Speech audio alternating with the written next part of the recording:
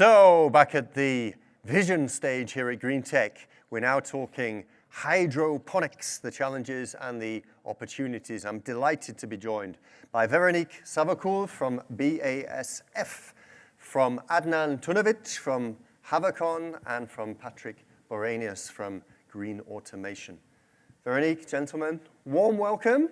Thank you. Thank you. This is a topic very close to my heart as a water guy, if you like, so I'm really interested personally, but more importantly, what about the world? How do we feed them? Indeed, more than 500 million consumers daily enjoy vegetables grown from our seeds, and we are very proud of this. But the world is increasing, so the challenge for us as a sector is how can we produce enough seeds, enough vegetables to provide a healthy diet for the consumer. And this is the question that keeps us awake, and we think that hydroponic production is one of the key challenges and solutions to this issue. Okay, and why is that? Because hydroponic production we are not there yet.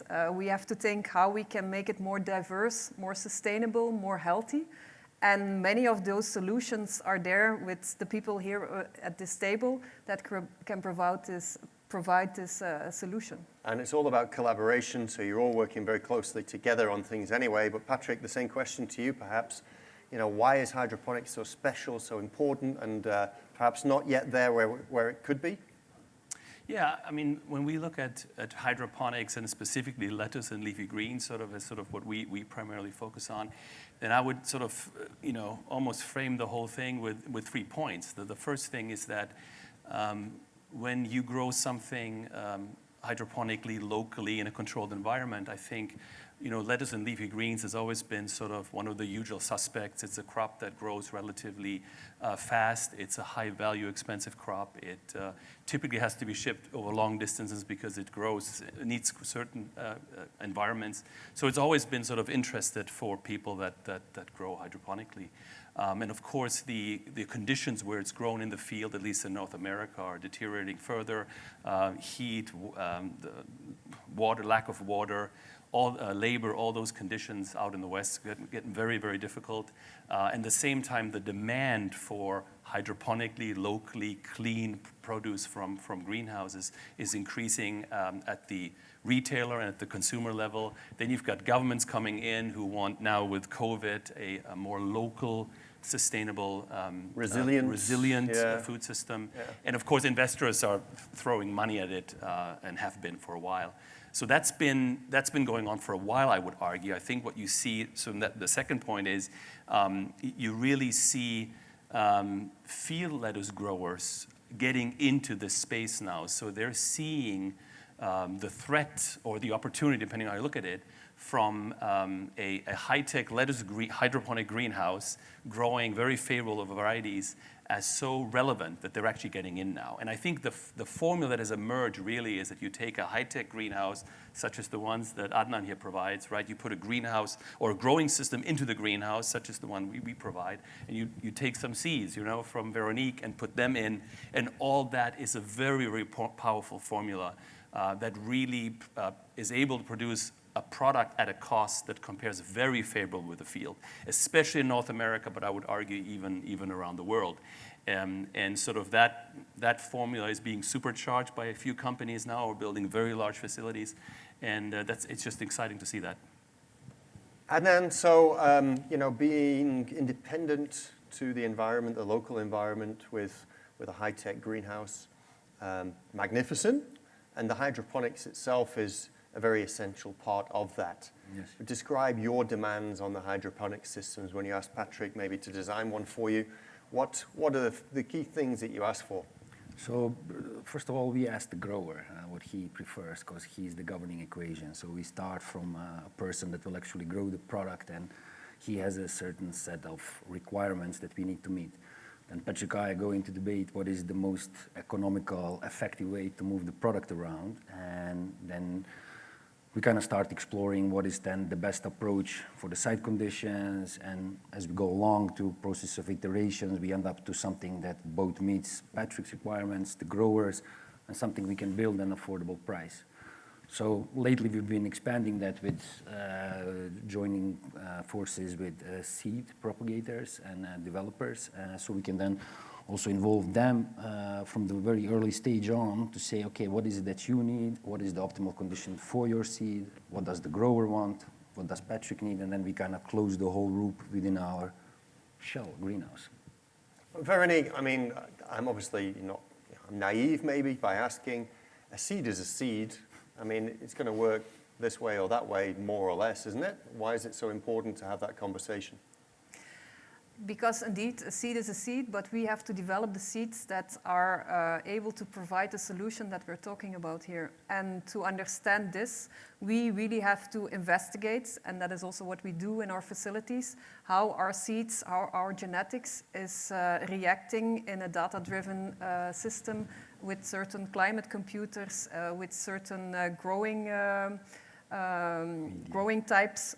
So we really have to understand the complete environment. We believe that the horticultural sector will go to a more data-driven, automated, sustainable vegetable production. And this is why we need to collaborate as partners to not only have a seed, but really to have a customer solution.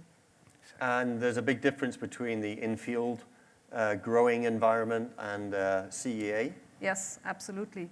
And customers, we have to listen to our growers, to our customers, what are their needs, and then we see that they want a more healthy product, a more convenient product, so you can chop up whole head lettuce, but this is high yielding, but the quality is more on the lower end. Shelf life is also lower, then you can also use baby leaves, but maybe the quality is too soft, so we think the solution is somewhere in the middle. And this is what we test. We test with densities, with growing recipes, crop cycles, to see what is the ideal solution, what is the ideal variety, and for the customer and the consumer. And probably as well to preserve resources as much as possible. Obviously, a controlled environment. You're using energy as a lighting source rather than the sun, so that will have an influence on the seeds? Absolutely. We also test different light levels, you can go in technology as crazy as we need robots, automation. There are so many things we have to test, starting from a seed, of course. Yeah. How, Patrik, do you join in the conversation, maybe on the seed kind of things? I'm trying to think of it very practically. Do you have some test laboratories, or do you install a system at BASF? Do they send you some seeds? How does that kind of thing work? Yeah, I guess everyone looks into their crystal ball. You know, we always argue that the reason we're lucky to have a crystal ball that's better than others is that we're originally from Finland. Finland is one of the few places, maybe the only country in the world, that essentially has replaced field lettuce, where you go into the store and all lettuce, or almost all lettuce you can buy, is grown hydroponically in greenhouses in Finland, right? There's still the bowling ball head of iceberg from Spain is still there because that's so cheap per kilo that no one can touch that. There's some arugula from Italy that's very difficult to do in a greenhouse, but everything else in the store is grown hydroponically. And of course, that's a process that's been developing over 30 years. Some of the founders of our company were involved in that back in the 80s and the 90s. And some of the varieties, you know, from Nunhems were among the most successful that really sort of, and I think building these greenhouses, putting the growing systems in from a CapEx perspective, but then also from an OpEx perspective, heating, cooling, lighting, CO2 enhancing them is very expensive. And so the seed, having the highest quality seed in terms of yield, in terms of the ability to handle 20 hours of light, to grow fast, to get fast cycle times, but then also the texture, the quality, all that is really important to be competitive with the field, because the field, right, you know, the capex is kind of low, right? There's a little bit of a irrigation pipe. So I think that's why it's really important to put all these things together. And I think it's also you know, fair to say that I don't think we can say that we can compete in any segment or in all segments of lettuce, right? If someone wants iceberg, or if someone wants in the US a heart of romaine that is like cabbage, if they want that, then per kilo, per pound, you can't grow that at the same cost in the greenhouse. But fortunately, there's a lot of segments where we can be very competitive, and arguably there's a lot of products that are so attractive they can't really grow successfully in the field. And that's sort of, again, this formula that I was talking about that's really emerging and being supercharged now, at least in the US, and hopefully sooner or later in the rest of the world as well. Well, let's talk about those opportunities, Adnan, regionally, but also maybe from a product perspective. I mean, lettuce sounds like it's almost too easy for you guys.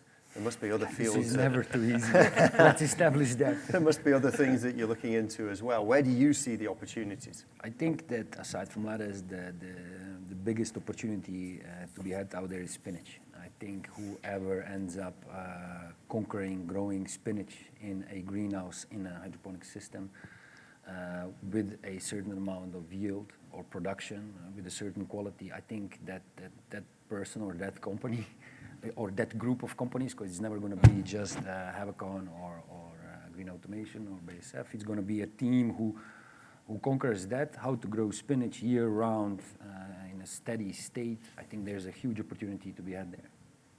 Good. And in terms of regions, how do you see Asia, Europe, Africa, that's a good Americas? Good question. Where are the good opportunities at the moment? I think Patrik established that Europe is leading.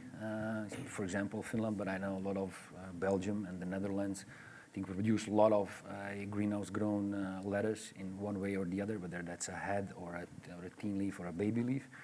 The USA, United States, and Canada markets are emerging, are getting bigger and bigger. Obviously, they are competing with Salinas Valleys and Yuma Valley, Arizona and California. So I think that's a really big growing market, and that's what Patrik is also saying. A lot of investment companies have seen that and jumped on that. As to Asia, we see through our partner companies there is also high demand in Asia. I mean, especially China obviously has its own, but other countries like Singapore and perhaps even more to the south are also rediscovering that. So I think that's the next growth market. As to Africa, I think that is also big potential, but the price of these greenhouses versus what you can get for your product is kind of a problematic at this point in time. So I think that's going to be third stage that might come online. Patrik, anything to add? Yeah, no, I think it was summarized well. I think it always a little bit depends on, of course, also how competitive or the challenges that because field growing is still obviously a big part of the majority part in most regions. And the situation, for example, right now that we have in North America is that those southwestern regions such as Salinas in California, Yuma, Arizona, it's particularly challenged in terms of labor, land, water. I mean, the place is on fire literally, right? So to grow there where there's no water and then find a truck that takes it 3,000 miles to the northeast, that's particularly difficult, and so that's why I think the opportunity there for a lot of growth is probably bigger. I think in Europe, we have Finland, which I think has been leading in this space. There's a lot going on also in Holland and Belgium and so forth. But in relatively speaking, I guess the conditions maybe in Spain and Italy are nowhere near as bad yet, at least, as in the US. You have a lot of local field lettuce kicking in the summer in a lot of markets in Europe that sort of put a little bit of pressure on the pricing also. So there's some, also from the retailer perspective, it may not be as easy to sort of launch your own brand and just walk into a grocery store and establish your brand. And in Europe, in a lot of I think countries, you have a much more closed system where that's more difficult. So it's always a function of all those factors where the big growth opportunities are. I would say that the biggest growth opportunity is in North America, but we're seeing in Europe now, in Germany, Austria, projects popping up. We had earlier, the Pure Harvest Smart Farms from the Middle East talking about their opportunities there. So it clearly is, a global opportunity. Veronique, circling back to the start, we talked about helping to feed the world. So what role do you realistically see hydroponics playing in that scenario? And, you talk about 500 million people benefiting from the seeds that you produce already. Mm-hmm. Where do you see that going in relation to hydroponics and helping people? It's a difficult question to see where will it end. How much of this open field production will shift to hydroponic? I think it's the same what Patrik is saying. We see the opportunities in the US where it's logical. In Europe, we have a different sales structure also. We still have the cooperatives and the auctions here, the smaller family companies. So the environment is different. But I think if we want to provide these healthy, local grown, sustainable grown vegetables, at the end, consumers will choose for these kind of products, and the investors and growers will need to invest in this kind of technology also to provide the future for themselves. If I may add to that, I think one topic is becoming more and more relevant and important, that is the food safety aspect. And going back to open field production, obviously there is a lot of risk for all kind of different outbreaks, let's call them like that, from E. coli, to give it a name, different. And when you have a controlled, closed environment, you get to a point that your product is way more food safe.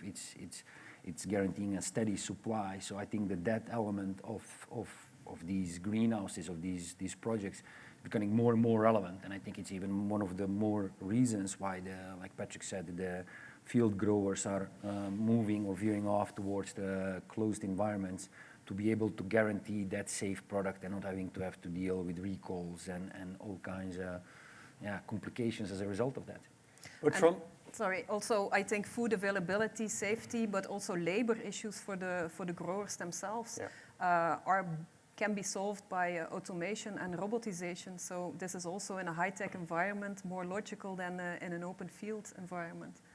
Let me play the devil's advocate, Adnan, and say, from a consumer perspective, engineering our way out of this, high tech and having all these lights and all this stuff going on, it doesn't sound healthy.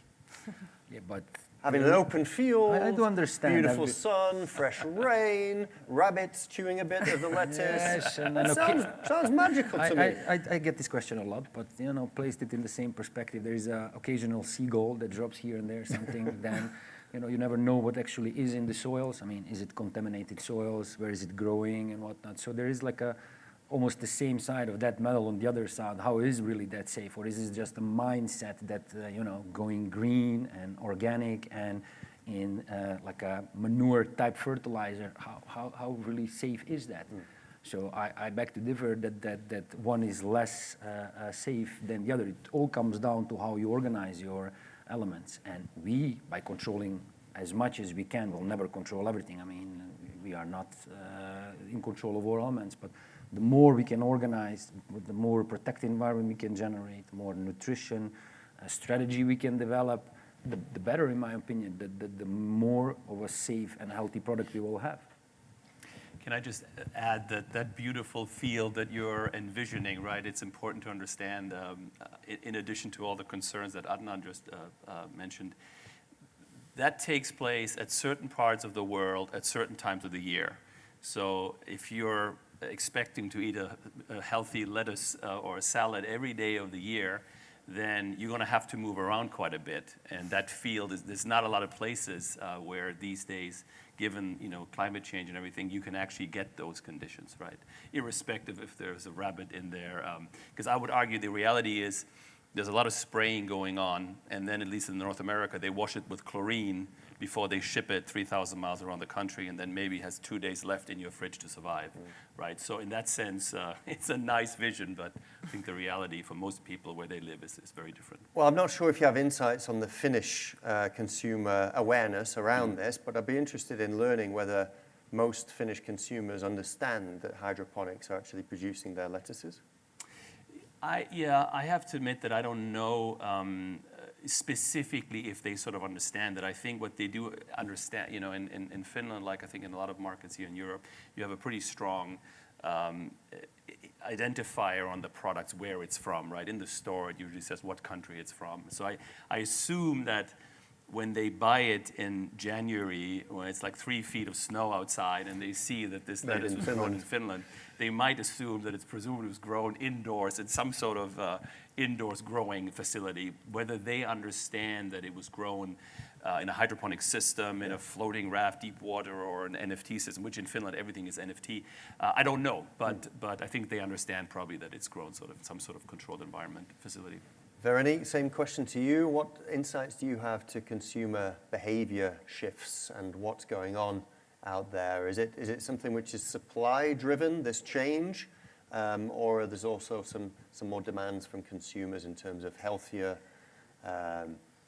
I'd like it to be more sustainable, please, so please grow it locally, don't ship it the 3,000 kilometers so I can keep it for 2 days in my fridge. Absolutely, I think you summarize it very well. This is what consumer asks for.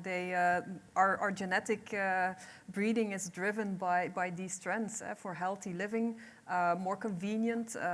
We already talked about the chopped up lettuce ready to eat.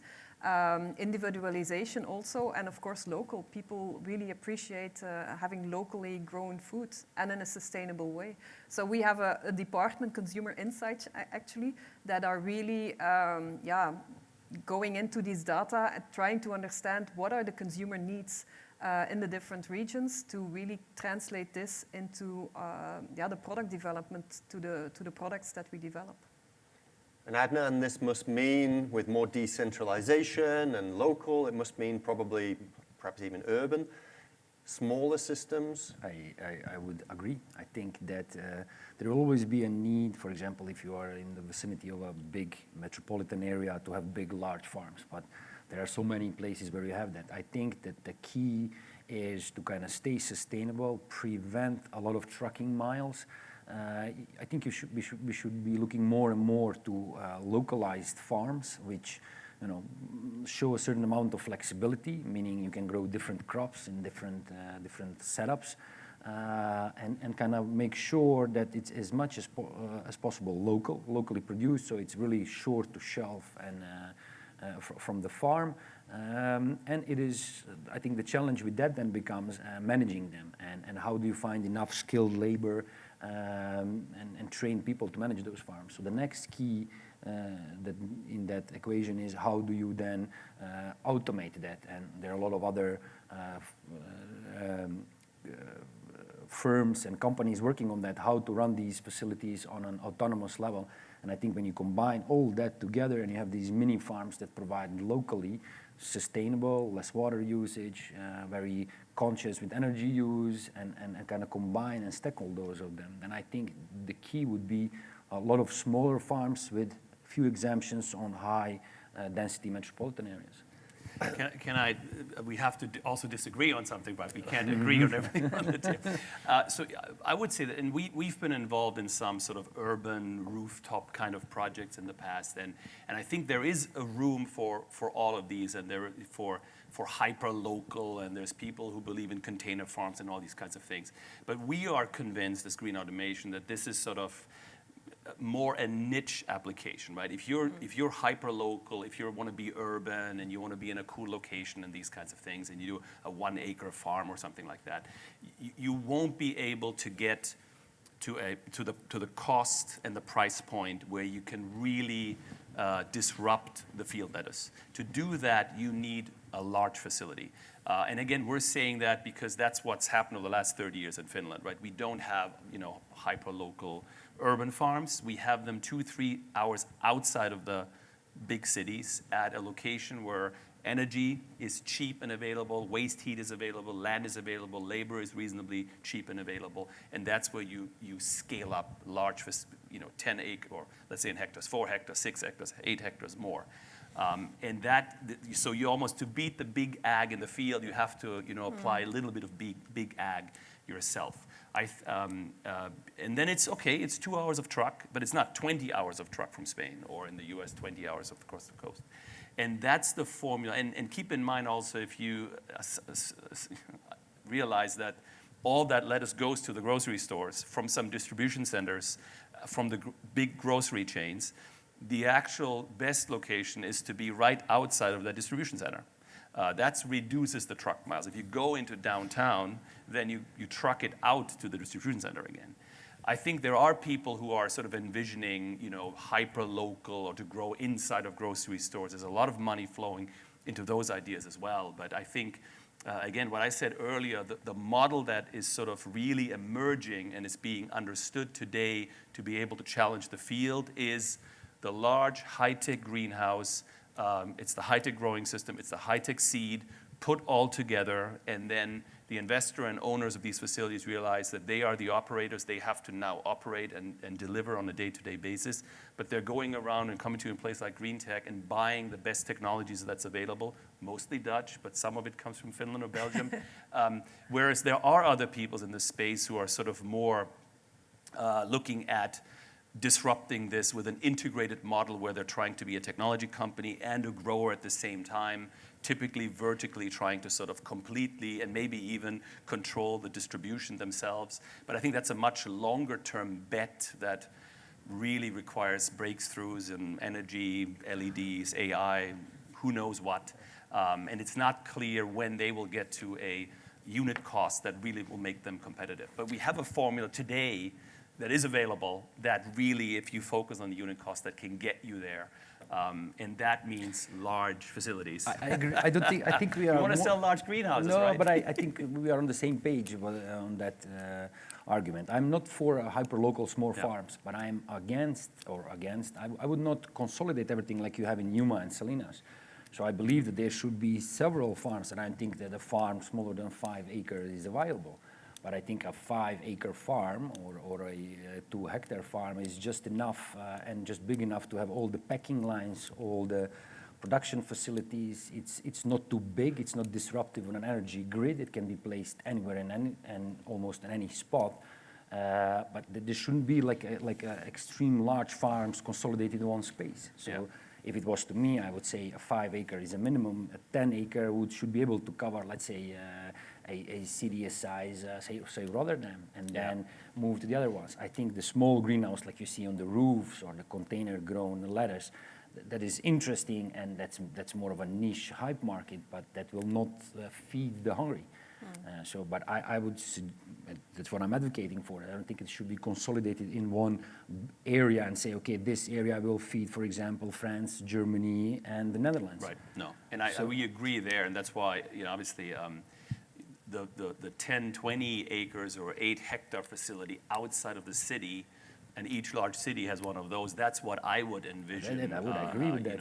And I also think that, Finland has only 5 million people, so actually a 5-acre, 2-hectare facility is decent sized. I would say if you're in the tri-state area in New York, New Jersey, Connecticut, where there might be 60 million people in that area alone, maybe you have to go 2 hours, 3 hours outside and go a little bit bigger to make some impact even on the customer, right? The customer is not interested if all you can sell is less than 1 million kilos. They say, what do I do with it? I got 1,000 stores.